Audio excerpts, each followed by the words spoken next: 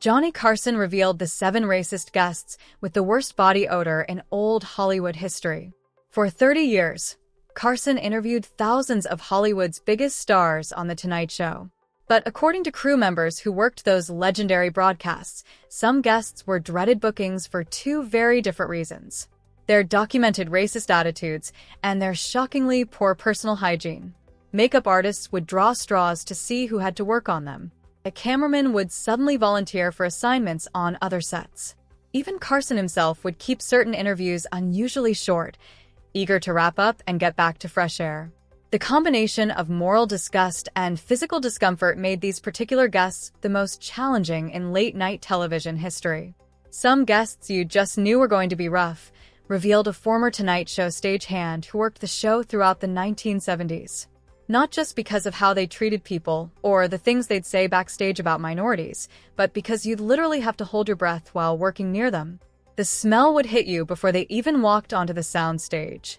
And the worst part, they were usually the same people who thought they were better than everyone else. The irony wasn't lost on anyone who worked those shows. Stars who openly believed in racial superiority often couldn't master basic personal hygiene. Icons who preached about traditional American values would show up reeking of stale smoke and unwashed clothes for days. 3-time Oscar winners who saw themselves as Hollywood royalty couldn't be bothered to brush their teeth. The contrast between their carefully crafted public images and the reality crew members experienced up close revealed something fundamental about who these people really were. From the beloved Christmas crooner, whose own son documented both his racism and poor grooming habits, to the 3-time Oscar winner who literally danced in celebration when Martin Luther King Jr. was assassinated while maintaining breath so legendarily bad it became Hollywood folklore. These stories proved that no amount of studio publicity could hide everything. Starting with number 7. Number 7. Marlene Dietrich. Marlene Dietrich embodied old Hollywood glamour in ways few stars ever achieved. Her impeccable style, her sophisticated European elegance, her sultry persona in films like The Blue Angel and Destry Rides. Again, she represented everything refined and beautiful about cinema's golden era. Audiences saw perfection in carefully tailored suits and elegant gowns. What they didn't see was Dietrich's well-documented distaste for doing laundry. According to multiple sources, including her contemporary Greta Garbo, who personally complained about it, Dietrich would wear the same undergarments for 3 consecutive days without washing them. She would then move to a fresh set, but the cycle meant she was constantly wearing underwear that had been worn multiple times without cleaning. This wasn't poverty or lack of access to laundry services. Dietrich was a major international star with significant wealth. It was simply that she couldn't be bothered with what she apparently considered the tedious business of keeping her undergarments clean. Other actresses noticed and discussed it privately, shocked that someone so committed to external glamour would neglect something so basic and intimate. The same woman would re-wear out her clothing multiple times without cleaning between wearings. While this might seem minor compared to some entries on this list, for someone whose entire brand was built on immaculate style and European sophistication, the reality of reworn, unwashed clothing created a notable disconnect between image and reality. Dietrich's prejudices were different from open racism. She was famously anti-Nazi music and stood against Hitler's regime, which deserves acknowledgement. But according to those who knew her well, she held intense elitist and classist attitudes toward people she deemed beneath her station. She looked down on individuals based on their background, education, and social status with a conviction that was essentially prejudice by another name.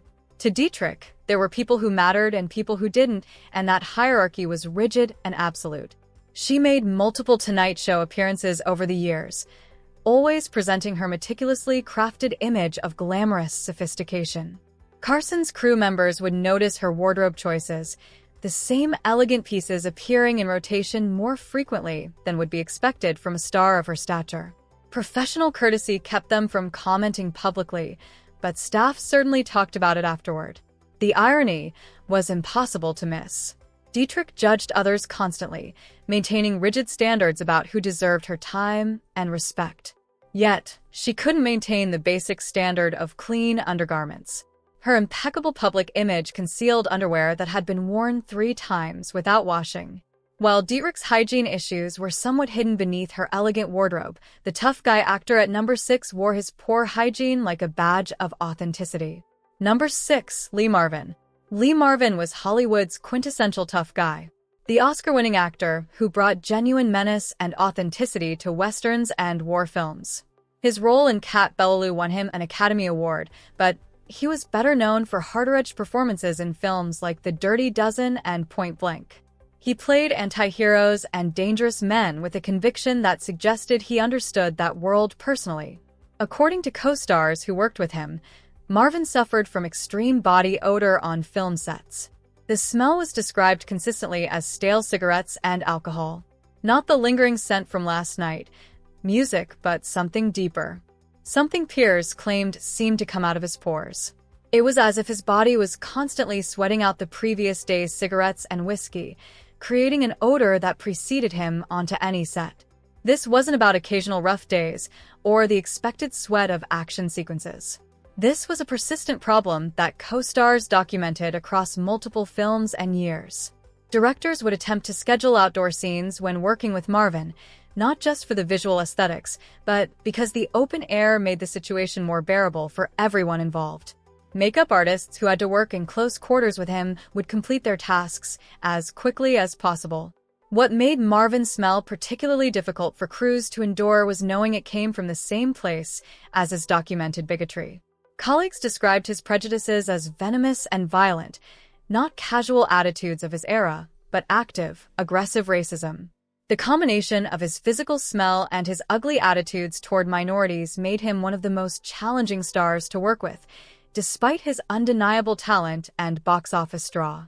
His hard, living reputation included heavy drinking, constant smoking, and apparently very little concern for how his lifestyle choices affected his body chemistry, or the people forced to work near him. The bad boy image that helped his career also seemed to give him permission to ignore basic consideration for others, both in his attitudes and his hygiene. Carson interviewed Marvin multiple times during the 1960s and 1970s. Crew members noticed that Carson would position the interviewed chairs farther apart than usual during Marvin's appearances. The conversations were kept professional, but notably shorter than Carson's typical in-depth celebrity interviews. Everyone understood why, even if it was never discussed on camera. The irony of Marvin's situation was that he wore his poor hygiene almost like a badge of authenticity. Proof he was a real tough guy, not some pimp Hollywood pretty boy. Yet that same authenticity came with racist attitudes that revealed he thought himself superior to entire groups of people. Even while he walked around reeking of yesterday's vices, music, while Marvin's smell came from his hard, living lifestyle, the legendary bad boy at number 5 seemed to wear his poor hygiene as an actual badge of masculine honor. Number 5. Robert Mitchum. Robert Mitchum was Hollywood's original bad boy. The rebel who seemed genuinely dangerous even by the standards of film noir and westerns. His heavy-lit eyes and sardonic delivery made him perfect for morally ambiguous roles. Unlike actors who played rebels, Mitchum seemed to actually be won arrests. Scandals and a general disregard for Hollywood's rules made him a star who lived the roles he played. That authentic rebelliousness extended to personal hygiene in ways that made him notorious among co-stars and crews. Mitchum never used deodorant. He considered it effeminate and unnecessary. He rarely washed his hair or his clothes, believing that excessive washing was prissy behavior that real men didn't need to worry about. The result was a strong lingering scent of sweat and tobacco that became his unfortunate trademark on every set he worked. He would wear the same clothes for days during filming without washing them. The combination of unwashed fabric, unwashed body, and constant cigarette smoking created an odor that co-stars found overwhelming, but that Mitchum seemed completely unbothered by, or perhaps even proud of. To him, smelling like cigarettes and sweat was apparently proof of masculinity. Evidence he wasn't some pampered Hollywood phony. But Mitchum's rebelliousness had a much darker side than just poor hygiene. He actually served jail time for anti-Semitic and racist outbursts that went beyond the casual prejudices of his era. His bigotry was documented in arrest reports, witness statements, and his own unapologetic comments after the fact. He combined his disregard for social norms with active prejudice in ways that made him genuinely difficult and sometimes dangerous to be around. His philosophy seemed to be that rules, whether about how to treat people or basic personal cleanliness, were for sheep, for conformists, for people who cared what others thought. Music real men, in Mitchum's worldview, said what they wanted and smelled how they smelled, and everyone else could deal with it or get out of the way. Carson interviewed Mitchum multiple times over the decades, always walking a careful line between celebrating Mitchum's genuine talent and managing his unpredictable personality. The Tonight Show crew would prepare differently for Mitchum's segments, knowing both his smell and his attitudes could create challenges. Carson handled him professionally on air, but staff certainly discussed both issues afterward. The irony of Mitchum's case is that he fashioned himself as an outsider, someone who rejected Hollywood phoniness and social hypocrisy. Yet, his authenticity included both refusing to bathe and looking down on racial and religious minorities. Being genuine apparently didn't include genuine respect for others or genuine concern for basic hygiene. While Mitchum's poor hygiene matched his bad boy persona, America's beloved comedian at number 4 hid similar problems behind decades of patriotic performances. Number 4, Bob Hope. Bob Hope was America's comedian for generations. The beloved entertainer, whose USO tours brought laughter to troops in every conflict from World War II through the Gulf War. His patriotic service and wholesome comedy made him seem like the embodiment of American values. When people thought of Bob Hope, they thought of selfless dedication to entertaining servicemen and women, often in dangerous conditions far from home. What that carefully maintained patriotic image concealed was that Hope was, according to his own staff, remarkably stingy with personal hygiene during those extensive USO tours. Multiple people who worked those tours documented that Hope would avoid bathing for days at a time, even when facilities were available. The problem became noticeable enough that staff members would quietly complain to each other. Frustrated that the star couldn't maintain basic cleanliness even for the troops he was supposedly honoring. Hope would justify his lack of bathing by claiming he was simply too busy, too dedicated to entertaining as many service members as possible to waste time on personal grooming. But staff noted that he had plenty of time for other personal comforts. He just apparently couldn't be bothered with showering. The smell became something crews learned to work around. Another challenge of managing the legendary comedian's tours. Behind the wholesome public image was also someone who faced significant criticism for racist, music, and sexist material used in private settings. While his public performances stayed relatively clean, people who worked with him documented offensive jokes and comments that revealed attitudes inconsistent with his patriotic all-American image. The pattern suggested someone whose public persona and private character existed in very different worlds. Hope appeared on The Tonight Show countless times over decades. The two were colleagues in the truest sense, both defining late-night and variety television for generations. Carson maintained professional courtesy and genuine respect for Hope's legacy and talent. But crew members who worked both shows noticed the hygiene issues and prepared accordingly for Hope's appearances. The irony of Hope's situation music is painful.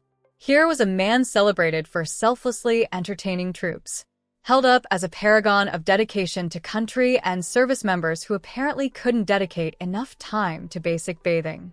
The patriotic image concealed both offensive attitudes and an unwillingness to maintain basic hygiene even when representing America to military personnel. While Hope's hygiene issues came wrapped in excuses, music about dedication, the Christmas icon at number 3 had no such justification for his documented patterns of neglect. Number 3, Bing Crosby.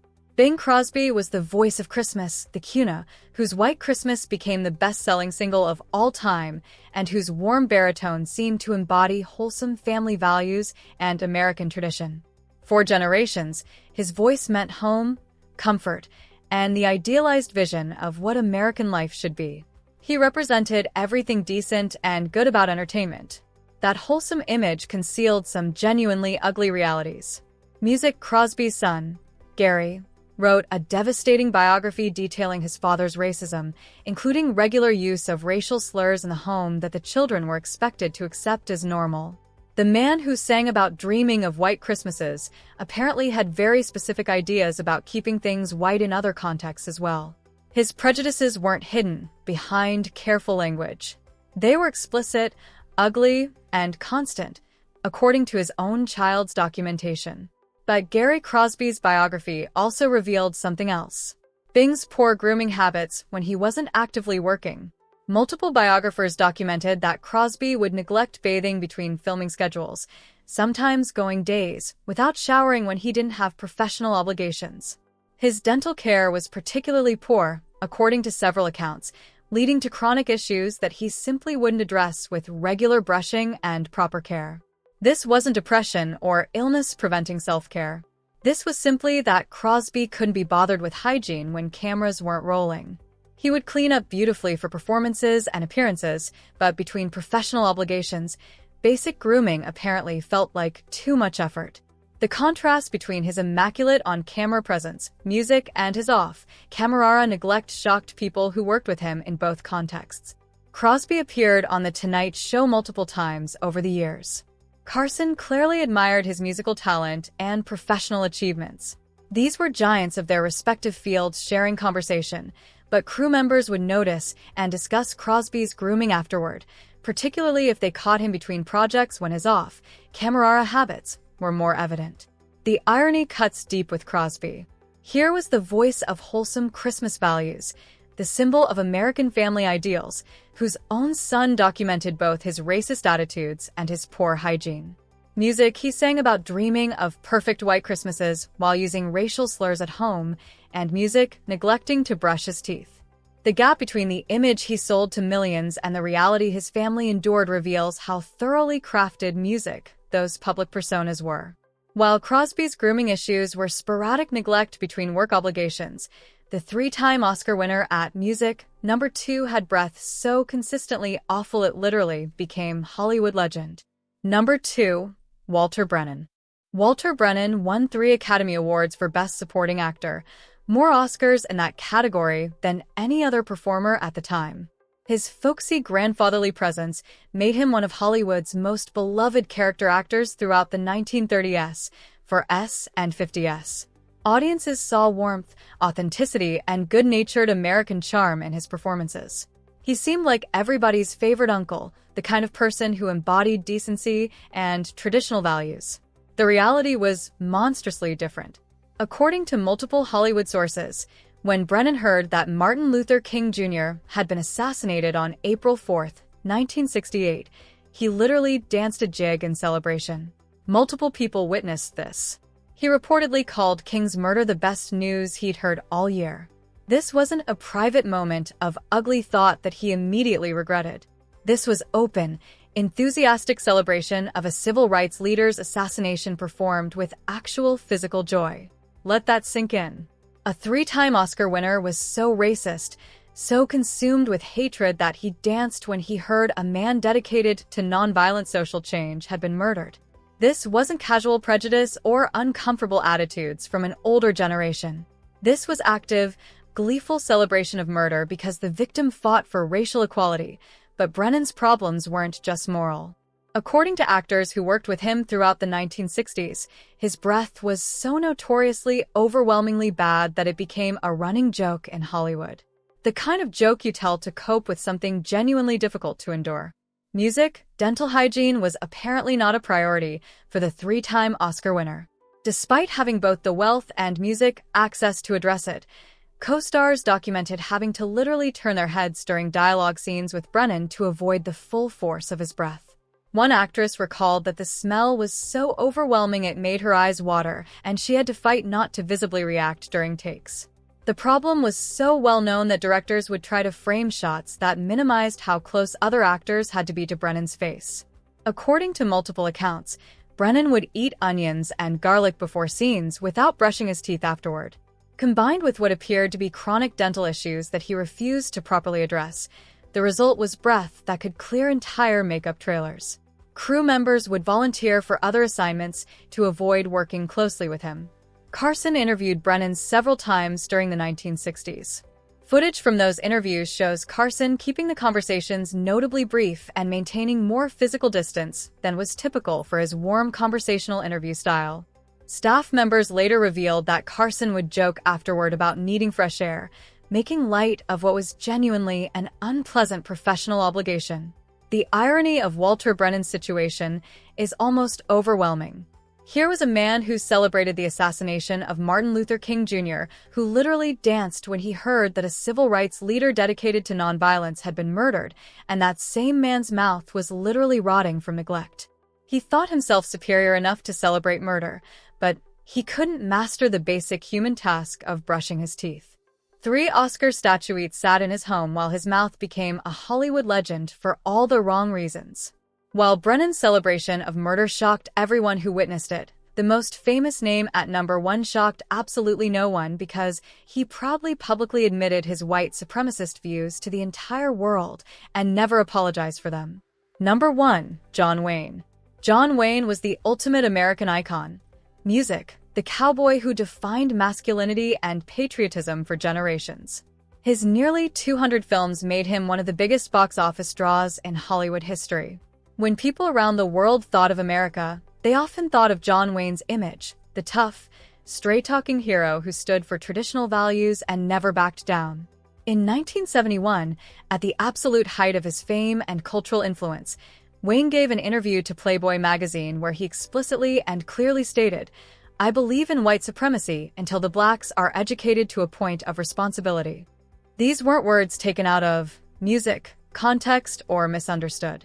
He said them deliberately in a major national publication and meant exactly what they communicated. He went further defending the historical theft of Native American lands, saying indigenous people were selfishly trying to keep it for themselves.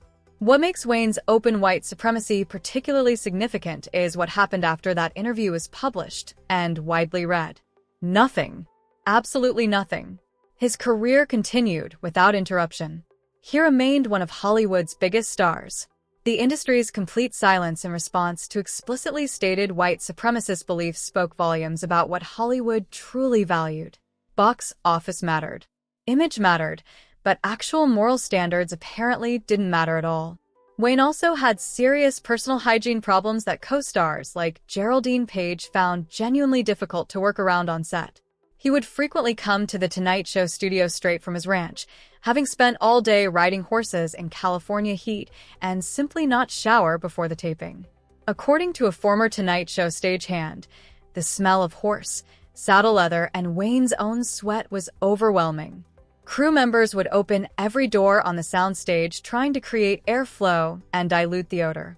Wayne apparently refused to use deodorant, calling it unmanly and insisting that real cowboys didn't need to smell good. They needed to smell authentic. The problem was that he wasn't filming a Western on location. He was sitting on a talk show set in a confined television studio with dozens of people working in close quarters trying to make him look good on camera. Multiple makeup artists documented Wayne's refusal to use basic grooming products. He seemed to take actual pride in his smell, viewing it as proof of his authentic masculinity, music, and connection to the cowboy values he portrayed on screen. That audiences saw him as a cleaned-up, studio-groomed version of that image apparently didn't concern him. Behind the scenes, authenticity apparently meant unwashed. Carson's 1974 interview with Wayne became legendary among Tonight Show staff as one of the most uncomfortable segments of Carson's career. Wayne defended his Playboy comments on air, showing no remorse or reconsideration. He claimed he was just being honest. Unlike politically correct Hollywood that wanted everyone to pretend they believed in equality, Carson's questions became notably shorter and less engaged as the interview continued, and his discomfort was visible even to viewers who didn't understand its source. The smell was noticed by everyone working that taping. According to crew members, Carson joked afterward that authentic cowboy apparently meant hasn't discovered soap. But there was an edge to the humor, a frustration that someone with Wayne's influence used it to promote white supremacy, while refusing to even shower before appearing on television. The irony of John Wayne's situation is almost too obvious to require stating. Here was a man who openly believed in white supremacy, who stated for a national publication that he thought white people were inherently superior to black people. And that same man couldn't be bothered to shower before sitting down for a national television interview. He thought himself superior by virtue of his race, while refusing the basic human courtesy of bathing before making other people work in close proximity to him. 7 Hollywood stars. 7 examples of the same painful irony.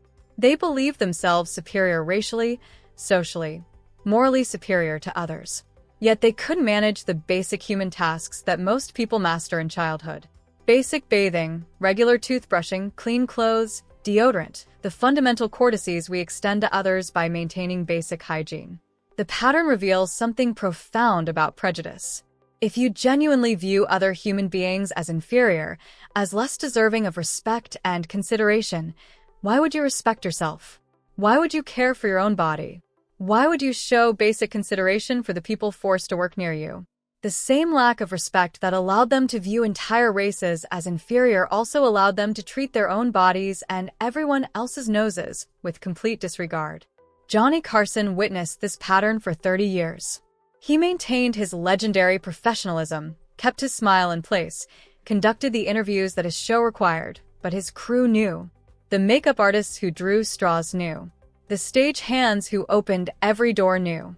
Everyone who worked those shows understood that some of Hollywood's most carefully crafted images concealed people whose racism was matched only by their disregard for basic hygiene. These weren't just embarrassing stories about celebrity quirks or the eccentricities of artistic personalities. This was a pattern that revealed who these people fundamentally were. People who thought themselves superior while literally being unable to maintain the basic standards of human cleanliness that we rightfully expect from everyone. Which revelation shocked you most? The 3-time Oscar winner, who danced when Martin Luther King Jr. was assassinated. The Christmas icon whose own son documented his racism and poor hygiene. The admitted white supremacist who refused to shower. Share your thoughts in the comments below. And don't forget to like and subscribe for more untold stories from Hollywood's complicated.